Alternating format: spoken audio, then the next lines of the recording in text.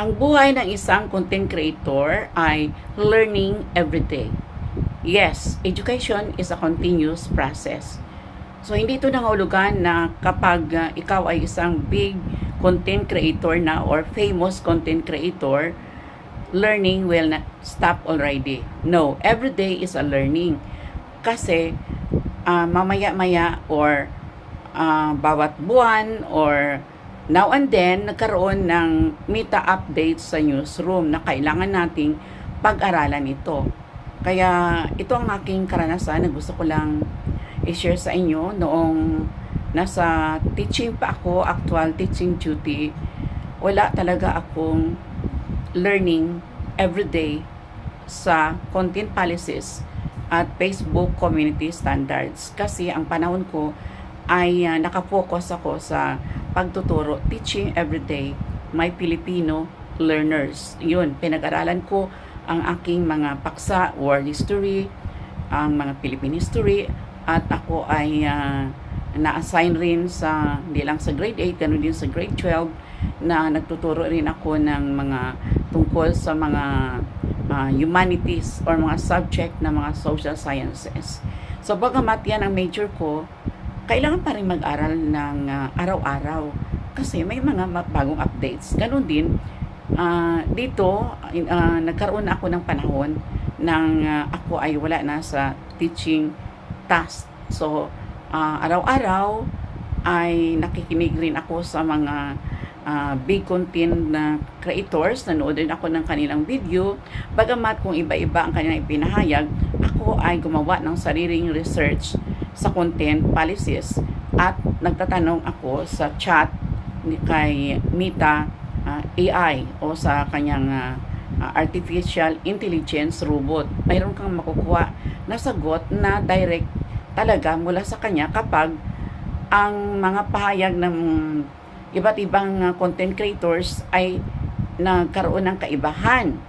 Doon ako talagang nag-base kung ano ang aking gagawin plus learning by myself these content policies. Kaya ito ang life journey of a content creator.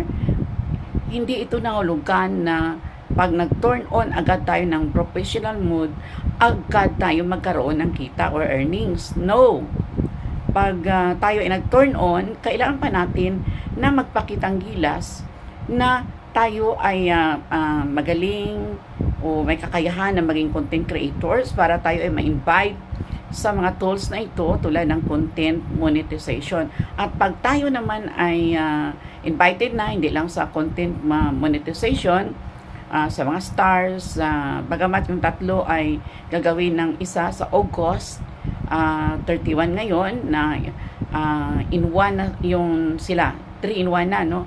Ang yung ads on reels, in-stream ads natin ay maging isa na lang ito sila. Kaya dapat tayo rin ay nakafocus sa paggawa ng talagang engaging content. Tulad ng tayo ay talagang parang catching, may curiosity sa mga viewers na sila ay mag-react sa ating comment section. Engaging, ibig sabihin, nakarelate ang mga audience o viewers sa atin.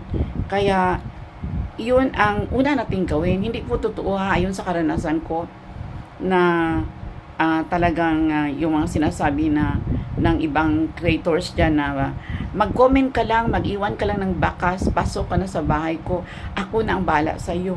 Nang sunod na araw, sunod na mga buwan, sabihin niya, mag-iwan ng bakas, mag-iwan ng footprints, comment ka lang sa comment section, si Algo na ang bahala sa iyo. Ano ba yun? Ako na ang bahala sa iyo, tapos sunod si Algo na rin ang bahala.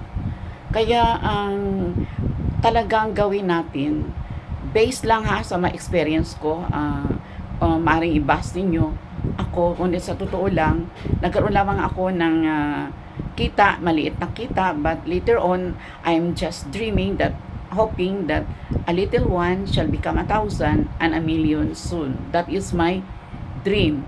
So, kailangan gumawa tayo ng original, organic, high quality engaging content. Yan ang una-una na gagawin natin, hindi yung pagparami ng followers. Kasi ang mga followers na nakuha natin sa follow to follow, sa aking karanasan, only 1% ay magiging tunay na engagers. Most of them will be your fake engagers. Kasi pagkatapos ng follow to follow, count me in, ay wala nang nagaganap na next process, which is automatically or automatic engagement of the post ng dalawa na nakipag follow to follow. Kaya ang mas higit na nakabuti ay content talaga plus engagement. Yes, bagamat mga ibang content creators nagsabi na tapusin ang video, may nagsabi naman ng iba na huwag mo nang tapusin kasi only 3 seconds ang evaluation ni Meta. Ito ay maging maganda pa rin kung tapusin natin, lalo na kung ang kanyang content ay nagustuhan natin, we are interested, at ito ay talagang nakapabuti sa atin. Tapusin ang video o kahit hindi mo siya kilala, hindi mo siya pinafollow, hindi mo rin siya friends sa Facebook, na dumadaan dyan ay iyong tapusin ang kanyang video at tayo ay magkaroon ng reactions na tugma. Ang comment ay ayon sa content, hindi na good morning, hello, good night, kumusta ka. Ang layo naman, hindi man siya nagsabi na ito ang update sa buhay ko ngayon. Hindi man siya nagsabi na hello guys, hi guys. So dapat ang comment pa rin natin doon ay tugma, wasto, o ito ay relevant, appropriate sa content ng isang content creator. Huwag tayo maging out of the topic. At tandaan, mayroon ding limitation pa ikaw ay sikat na content creator. So huwag naman lahat ay lagyan mo naman ng reply o ng feedback. Piliin mo na lang yung relevant lamang.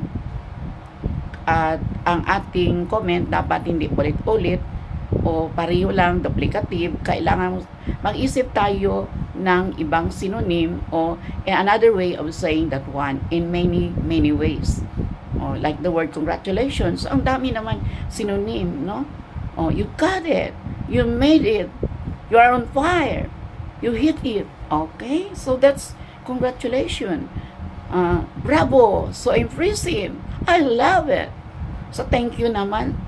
Maraming synonyms. So pwede mo sabihin, I am so touched, I'm so impressed of your engagement. I really in gratitude, many thanks, tons of thanks. I greatly appreciate, my greatest gratitude to you.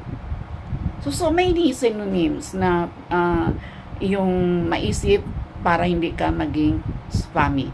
So ito lamang aking sharing ayon sa naging karanasan ko as a small content creator. So ito ay totoong naganap sa aking journey mula pa noong ako ay hindi naman masyadong nagbabasa ng mga content policies. Ang dami ko na mga violations sa mga nakaraan. Hanggang ngayon, mayroon pa rin.